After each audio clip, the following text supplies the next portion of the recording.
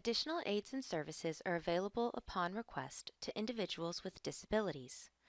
Please contact us by email at pdportal@tamu.edu, by phone, including Relay Texas, at 1-800-441-7323, or in writing at Train PD, PD Portal Support, 4477 TAMU, College Station, Texas, 77843.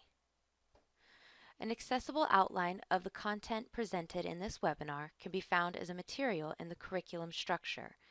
You will have to view the entire online class and mark the accessible presentation outline complete before the test will become available.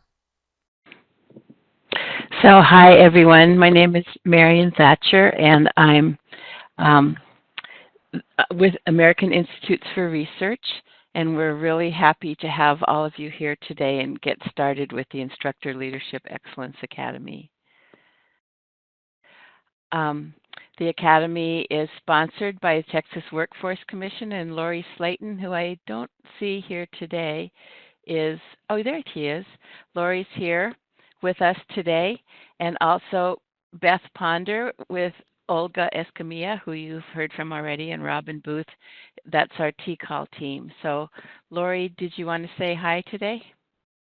Hi, welcome everyone. This is exciting. I just wanted to say welcome. I was really thrilled to see the numbers that we had come in, and I appreciate all of you taking the time out of your day to do this with us and get started. I think it'll be an interesting learning adventure. Thanks, Lori.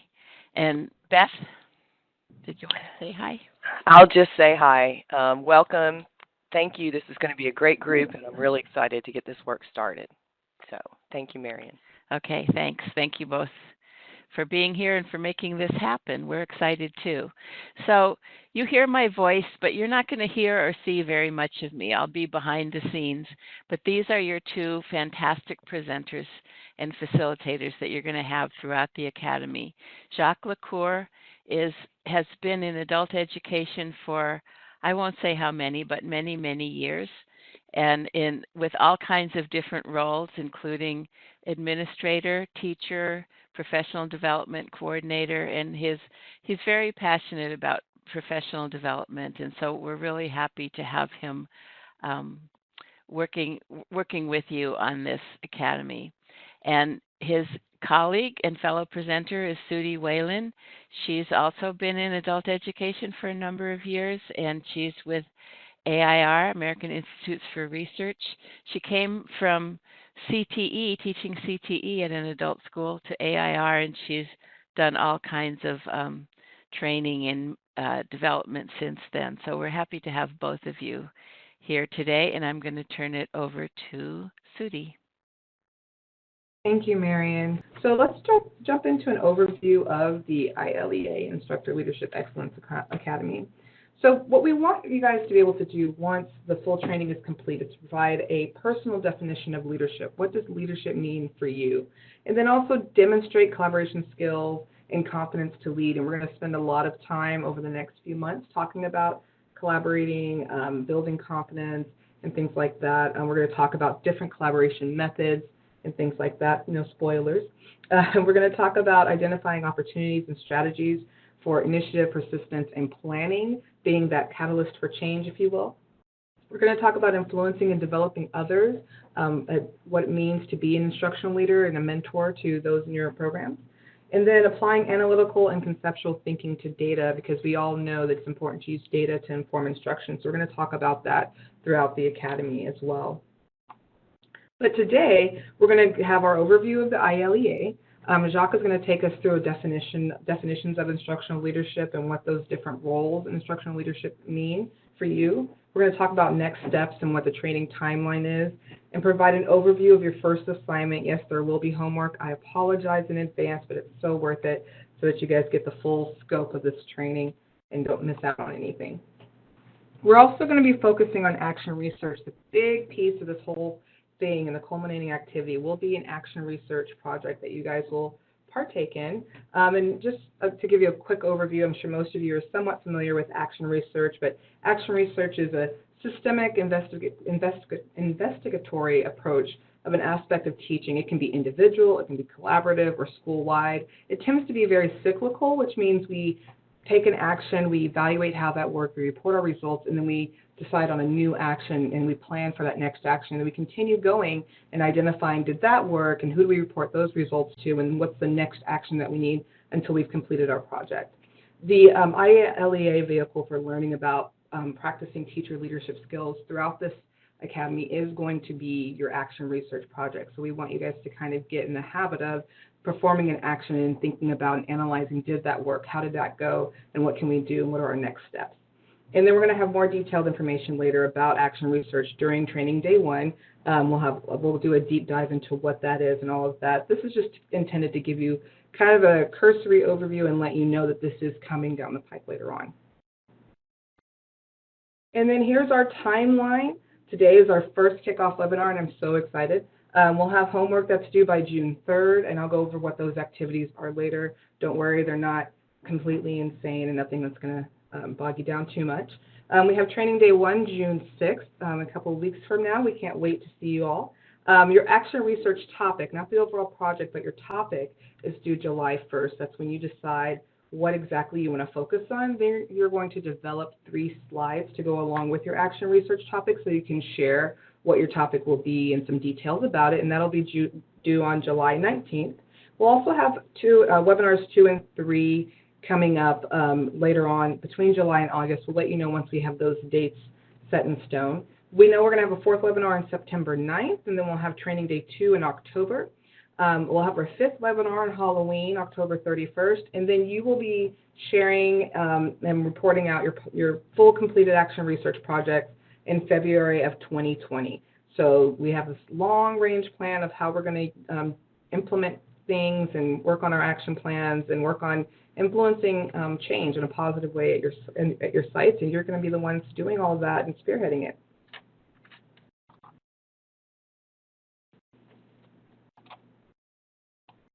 There we go. All right, so I'm going to go ahead and pass this over to Jacques, who's going to talk to you guys about instructional leadership. Okay, so welcome everyone, and thank you, Sudi.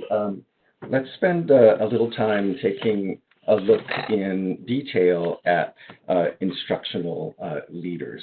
And the first thing that we'd like to do is hear from you, just from your own knowledge and experience and thinking. What do instructional leaders do?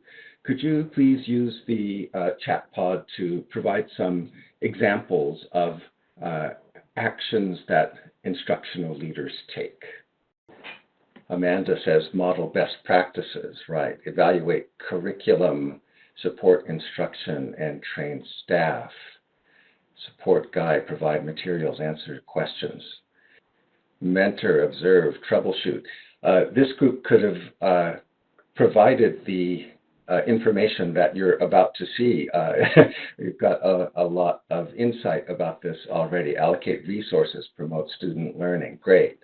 So what you are going to see in the next sets of slides will greatly reflect a lot of the ideas that you just put out there in the chat.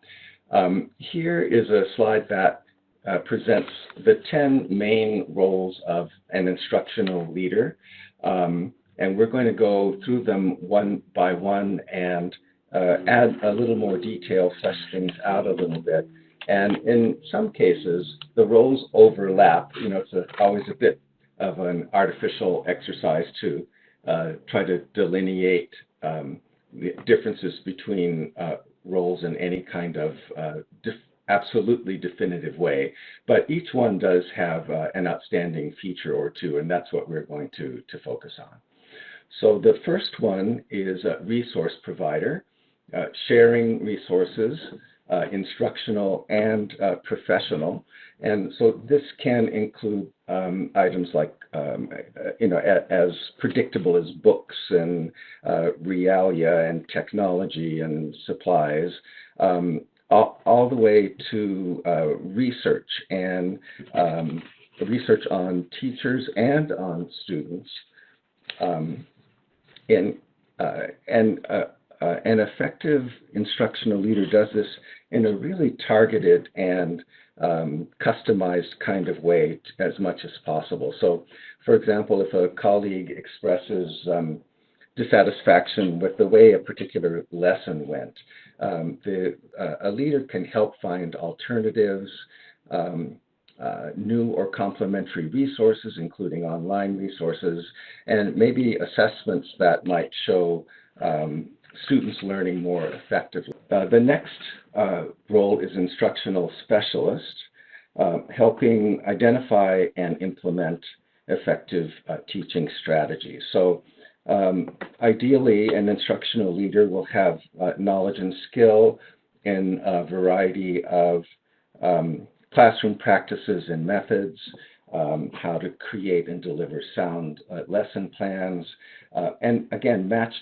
to be specific to the students' goals and proficiency levels that are being addressed, and really focusing on learning.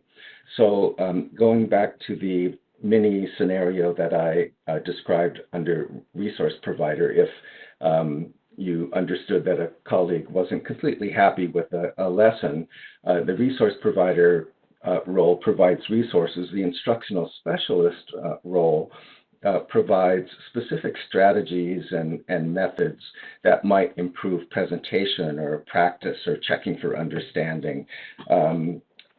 Strategies or methods that elevate students' engagement or perhaps differentiate instruction. The behaviors that teachers do in the classroom to get to student learning.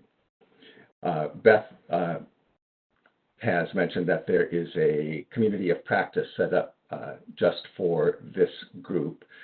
So it looks like there's already a structure for sharing there. And the next role is curriculum specialist with a knowledge of standards and curricula and assessment and how all of those things work interdependently and in an ideal world very smoothly and seamlessly. And the curriculum specialist leads teachers in integrating all of those into practice. So I think this has to do with the practical transfer of a lot of conceptual stuff, practical transfer of that into the classroom, aligning all of those things so that they make sense on a term basis and on a day-to-day lesson delivery basis, and demystifying all of those things which can get a little complicated and convoluted from time to time. So, if there is a colleague, for example, who's focusing on certain standards or not focusing on certain standards or aspects of the curricula, and there are several colleagues in that same boat, an instructional leader might lead a team to go through some steps like reviewing the standards and coming to a common understanding and agreement on their meanings and on which ones are most important or essential to deal with as a way of bringing the standards to life in the classroom. The next role is classroom supporter, working in classrooms to help teachers with new ideas and to build and refine practice, and really actively being present in each other's classrooms to demonstrate, to co-teach, and to observe and provide feedback. So the classroom supporter plays a particularly important role, I think, because you've probably heard this relatively recent effort, I think, around deprivatizing the practice of teaching. And there's no better way than to be in each other's classrooms frequently enough so that it becomes a second nature part of the work that's done, to really build community and to approach teaching and learning as a collaborative effort rather than a solo effort. The classroom supporter often is a bit of a risk taker because you're out there trying things that may be new even to you in an effort to help the colleagues find something that's just right for her or his students. And this, when it's well done, creates a safe space for teacher learning. It's an opportunity for the kind of feedback and self-reflection and constructive feedback and constructive criticism that is really helpful and professional and supportive. When I was thinking about this particular aspect of instructional leadership, I thought about my early teaching days in which at a workshop, I just mentioned to a teacher sitting next to me that I forget to include kinesthetic activities in my lesson planning, and that it just didn't really come naturally to me. And she happened to be very comfortable at it and skilled at it, and invited me into her class to see how she did it. And she was just a great model. She seamlessly blended kinesthetic exercises and tasks into her lessons, and I just immediately saw and felt how that was done. I was tremendously appreciative for her generosity and assistance, and it also kind of opened my eyes as to how wonderful a learning experience it can be just to be in each other's classrooms. The next role is learning facilitator, facilitating professional learning opportunities and building a community and building a culture of learning at schools and sites. So lots of things can be facilitated. And there can be the literal facilitation of a small group, but also the facilitation of making other learning opportunities available, the facilitation of resources that might need to be identified and acquired in order to improve teaching and learning overall. But the facilitator, in the end, I think, brings out the collective wisdom and strength of a group, helps plan professional learning, and ideally does all that in a backward planning kind of approach, starting first with a focus on what students need. So the facilitator leads and contributes to the planning and delivery of professional learning activities to meet those student needs and the instructional needs of the staff, and does that combination of facilitating those external opportunities as well as job-embedded opportunities.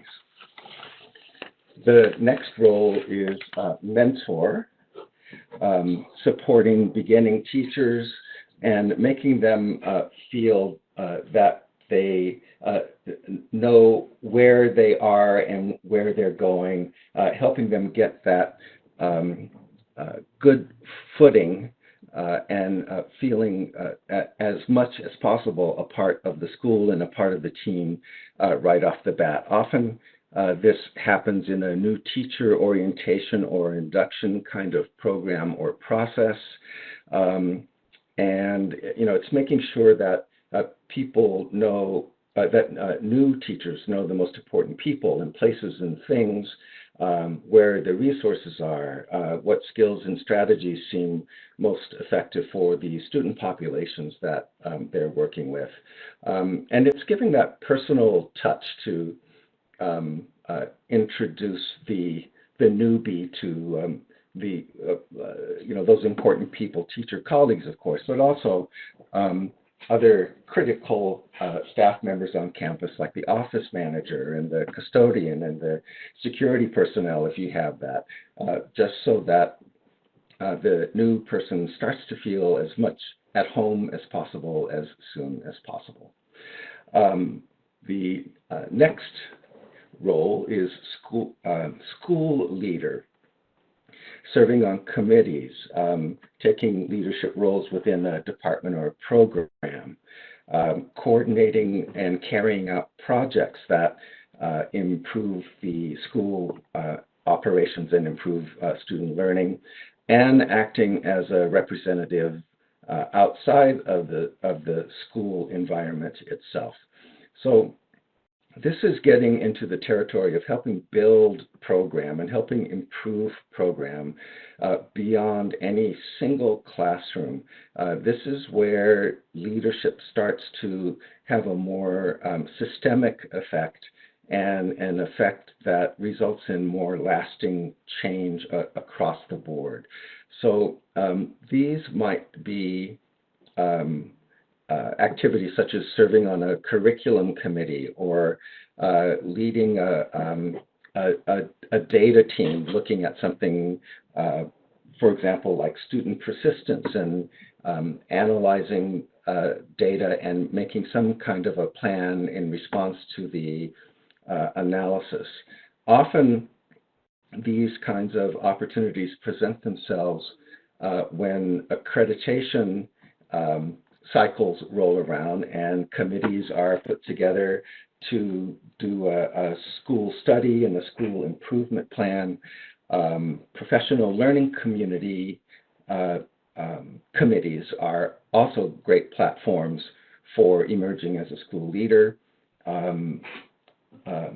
Conducting student focus groups is another example of doing something that can have a different kind of impact than instruction alone can.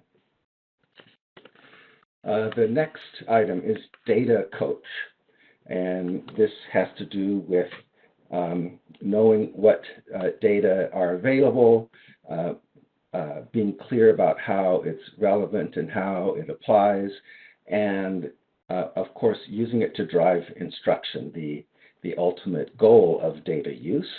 And the instructional leader brings colleagues into that kind of discussion and review and analysis. So a data coach over time really gets to understand what data are available and what data are missing, and how to read the data and use it for planning lessons and giving student feedback. The data coach also eventually makes data use a routine and integrated part of the whole educational process, and makes it a safe thing to do, so that it really focuses on practice and not so much on the practitioner. So it's creating that safe space for working with data that is a critically important function of this role. Next role is a catalyst for change, always being on the lookout for a better way to help students and colleagues reach their goals, really focusing as a central starting point of what is in the best interest of students, and branching out from there. And this is an opportunity to model taking responsibility and taking action.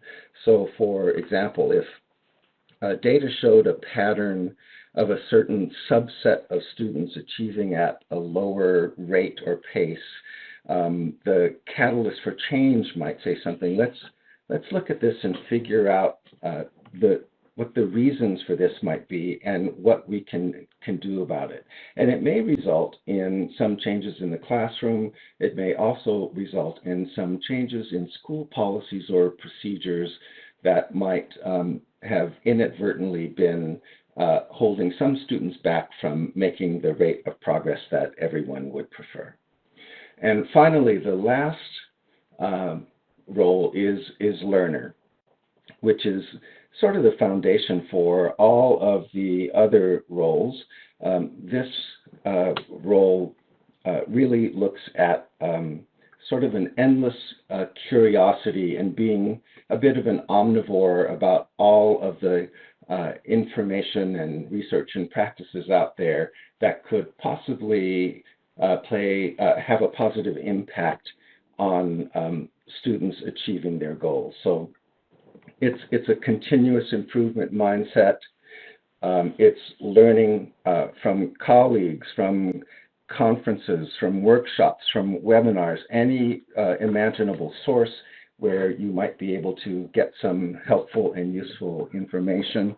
It's also learning from trial and error and not being afraid to experiment a little bit in order to make sure that practices are effective and efficient for the student populations that you work with. So the willingness to try and fail and learn from mistakes and to talk about it openly really represent some of the hallmark aspects of the learner role of instructional leadership.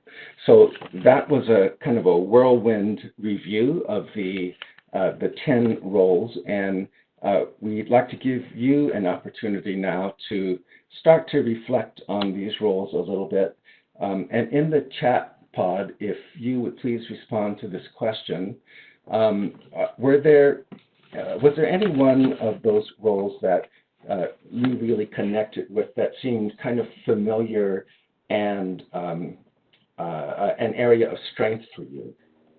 In reviewing your answers to the earlier questions about your current positions, it looks that many of you are already clearly in leadership roles where you've probably had the opportunity to practice a lot of these different. Melanie connects with the learner role, reviewing many practices and ideas that have been implemented in PLCs on campus. That's great. Amanda identifies with the mentor role from her experience working with new instructors to acclimate them with adult ed. Angie is the ESL resource provider, benefiting from her years of experience to help new teachers find the right stuff for the right instructional purposes. Okay, great. Resources teachers and students always love to share the tools they use too. Yes, that's a great observation. And one of the beautiful things about working in adult ed is just the general spirit of generosity of everyone involved, I think. New instructors often feel lost and overwhelmed. Let's see. Tools to use when mentoring these teachers will assist in making them more comfortable in their role. Great, okay. Thank you. Yoliette says, resource provider, provide best practices that have worked in my classroom. Great, thank you. Karen identifies data coach, helping teachers review teams' progress and attendance data, using that data to make positive changes. Shannon loves learning and enjoys the challenge of doing her own research so can understand and explain topics in a new or different way. Okay, great. All right, a lot of good stuff there, and thank you for sharing what you connect with as your areas of strength in an instructional leader. And how about the flip side of that question? Of the 10 roles, what's one that represents an area of growth for you? And what seems challenging about it? What do you think you might do to address the challenge? So we'll give you, relating to the gamut of instructional practices, because as faculty chair and Department Lead of Instruction had at some level all of these roles. Area that would need more growth would be how to share data in a way that does not overwhelm, but encourages people to look at data as a tool. Yeah, that is quite a skill. Very easy to look at the data, very challenging to do it in a way that feels constructive and manageable for everyone.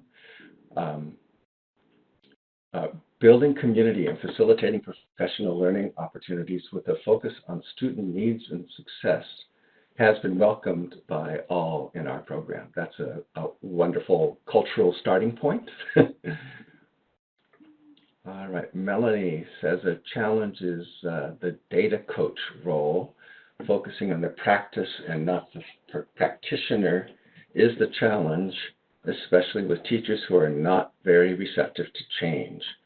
Addressing this would be to research how to address this. Okay, great, thank you. Angie dittos the data coach mention. All right. Yeah, that is something that vexes a lot of us and does occasionally feel intimidating or threatening or challenging to the individuals in a learning group, and definitely require some skill and planning and generally the following of protocols to ensure that the discussion happens in a safe environment where people feel relaxed and comfortable enough to really learn from it. Data coach as the mini pattern here. What else strikes the group as an area for potential growth, and what kind of challenge? Okay, Juliet says catalyst for change. Yeah, that's sort of a bigger than the classroom kind of challenge for sure. Karen points out instructional coach, and time being a logistical issue that can be a barrier for getting into others' classrooms, right?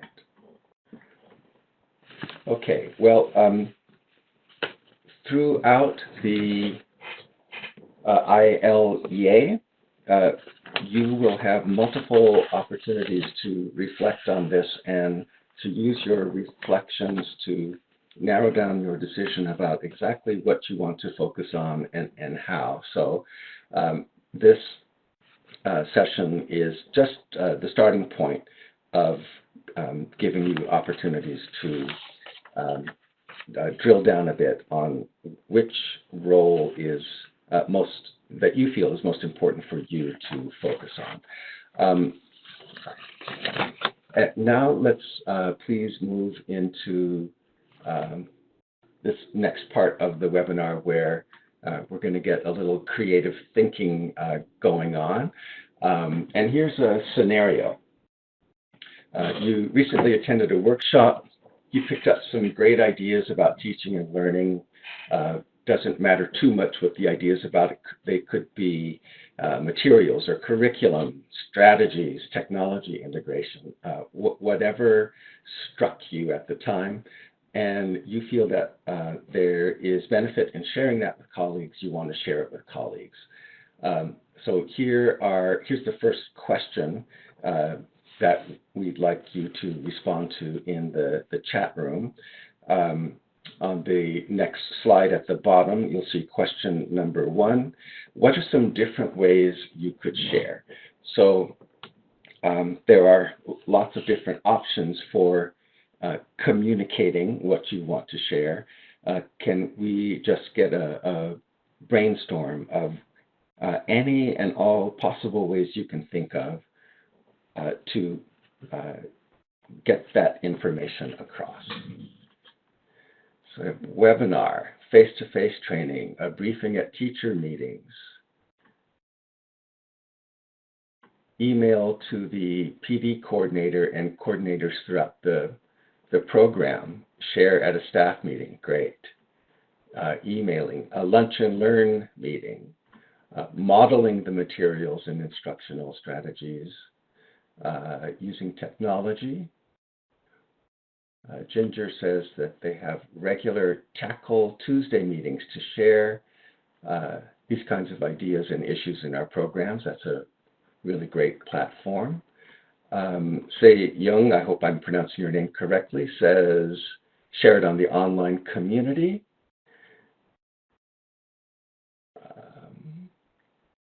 Claudette says that they already use a variety of methods. Hands-on face-to-face training is preferred, but also using webinars, conference calls, emails, Google sharing, and classroom visits. That's a wonderful experience to have and to build on. Face-to-face at a PLC, model to another teacher, have him present to teachers. Nothing like that kind of experiential learning. Ginger says produce a PowerPoint, send it out to your peers along with worksheets, etc. Great. All right. So those are a lot of different avenues for sharing. The next question would be, whom would you talk to first in order to make a plan and decide how and when you want this sharing to occur? All right. Director, assistant director, program manager, PD coordinator, and director. Great. Any other thoughts there? Discuss the topic with instructors who might have approaches or thoughts you had not considered. Great. So checking in with your audience as well as your supervisor is a nice way to get the broadest perspective.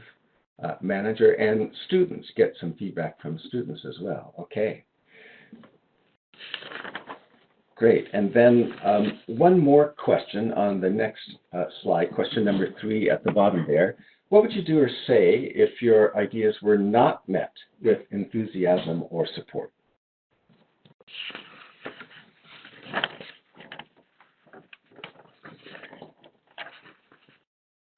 Because everything that we do always goes absolutely right the first time, right? So assuming that you ran into a little stumbling block there, what would you do or say in order to address that? There were less than wonderful enthusiasm or support about your sharing idea.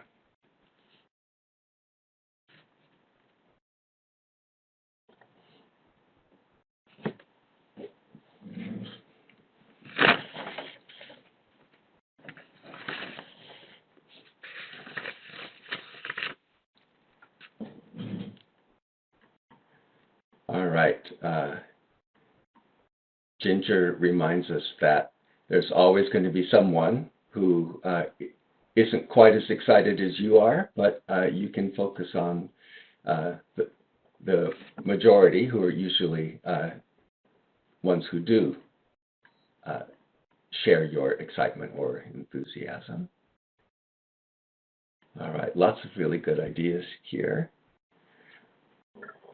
Present recent credible research on how it works well, maybe meet again with a general approach. Take the time to get a little buy-in, demonstrate by example, and offer to help implement ideas in the classroom. Great. Listen to concerns, absolutely. All right. Meet again with a different approach. Great. Okay. Wonderful responses to that. Thank you very much. Let's see.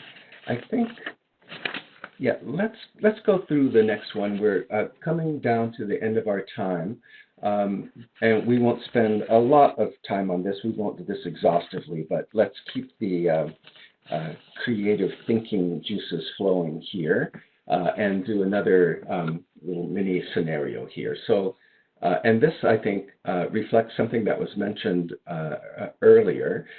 You are meeting for the first time with a team, you're facilitating that team, and you just have a sense that everybody is already on the same page about working on a topic or skills that present some kind of a knowledge or skill challenge for students to learn, which also represents a challenge for teachers to teach.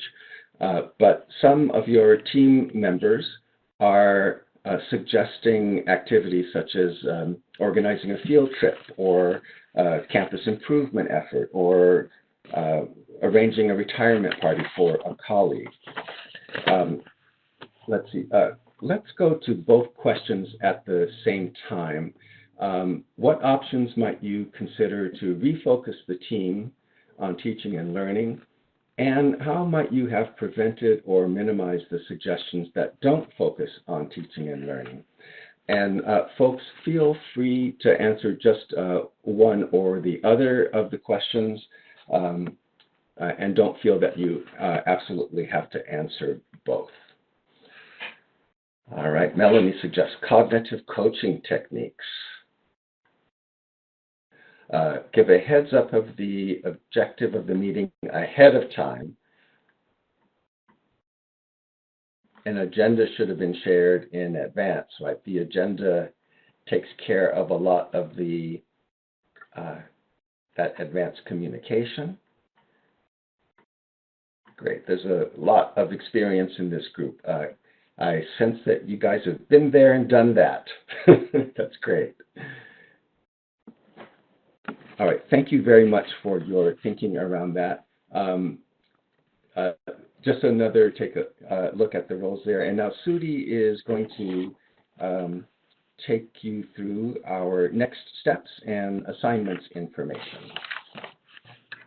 Thank you, Jacques, and thank you guys for you all for such valuable feedback. And it sounds like we have a very knowledgeable group, so that's really exciting. So let's dive into what our next steps are. So you have a few assignments that are due on 6/3/2019. That's a Monday. We want you to log into the portal and post a short introduction. Again, this is a way for us to kind of get to know you and you to get to know us. I've already posted mine in there, so hopefully you guys will post fairly soon. We want you to complete the online teacher competency self-assessment and print the results and bring those with you to training day 1. That's really important to remember to bring those results with you. I did on the instructions for the activities, which I think have already been posted or will be posted. I did give a little bit of a tech tip. If you do the assessment in Chrome, when you go to print it, you can save it as a PDF. And then you'll have the PDF version and you can print that and you have it on your computer as well. Beth says those have already been posted. Thank you so much, Beth. Also, you're going to read an article called The 10 Roles of Teacher Leaders, which gives you a little bit more information about those 10 roles so you can kind of have a refresher of what Jacques said. And then lastly, we want you to read Job-Embedded Professional Development and respond to a couple of questions related to Job-Embedded Professional Development. And so you'll see those questions already posted in your portal in our community of practice. So those are already in there for you. And if you have any difficulty accessing the portal, I believe they posted the technical support information at the top of the chat earlier today. Already in. What else we have? So training day 1, June 6, 2019. We are super excited to actually get to be in the room with all of you. We'll have a debrief of the instructor competency self-assessment, how that went for you, if there are any aha moments, and connecting that information to those 10 roles of teacher leaders. We're going to have a recap of that instructional leadership and teacher leadership. We'll also have an overview of the actions of a leader. What does a leader do? Not just what are those roles, but what do they physically do? Collaboration approaches we're going to talk about. I noticed someone in the chat mentioned that they're part of a PLC, so you're a little bit ahead of the curve, and of quite a few of you might be. The importance of confidence in leadership, having the confidence to lead, and knowing when to go to the next step and ask somebody for help is also very important. And then we're going to talk about action research and dive into those expectations for your action research project. Again, only your timeline is going, or your project topic is going to be due by July 19th. The project itself is not expected to be completed until February 2020. So as you're going through your competency self-assessment, as we've gone through those 10 roles of the teacher leader. Something for you to, instructional leader, something for you to be thinking about is your action research topic. If something is standing out to you that you think you really want to investigate, that's an opportunity for you to do that. But we want to go all the way through face-to-face day one before you pick that topic, because you might change your mind based on what you hear at the next session. We're going to be, where are we meeting? I believe we're meeting in San Antonio. Beth, is that accurate?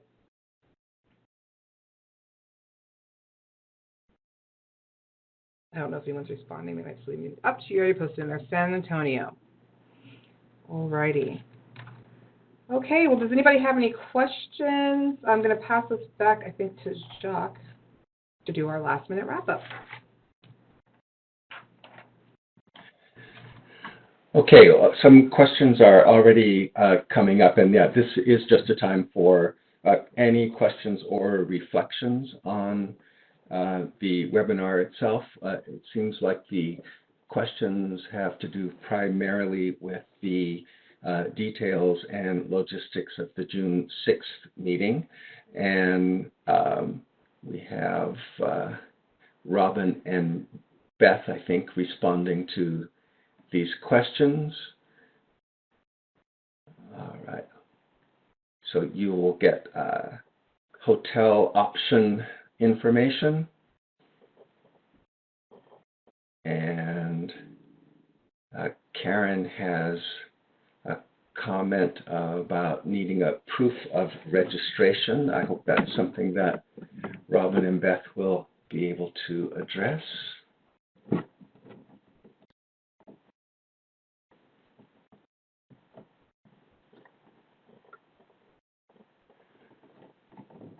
Okay, so to access all the information, the homework, handouts, etc., that is in the PD portal, and the community is Instructional Leadership Excellence Academy Community. That is correct, and you should find that when you click on My Community. I believe Beth has already made sure all the that are registered were added to the community. All right, and there's the link there. Thank you for putting the link in the chat.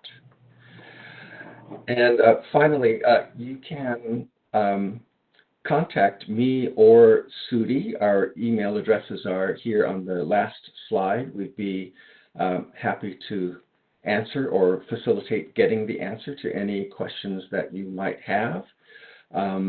Echoing what Sudi just said, we are really looking forward to meeting you in person on June 6th and getting deeper into the elements of instructional leadership that we hope you will find of tailored assistance to you. So thank you everyone for your time, and we look forward to seeing you on June 6th. Take care and have a great rest of the afternoon and week.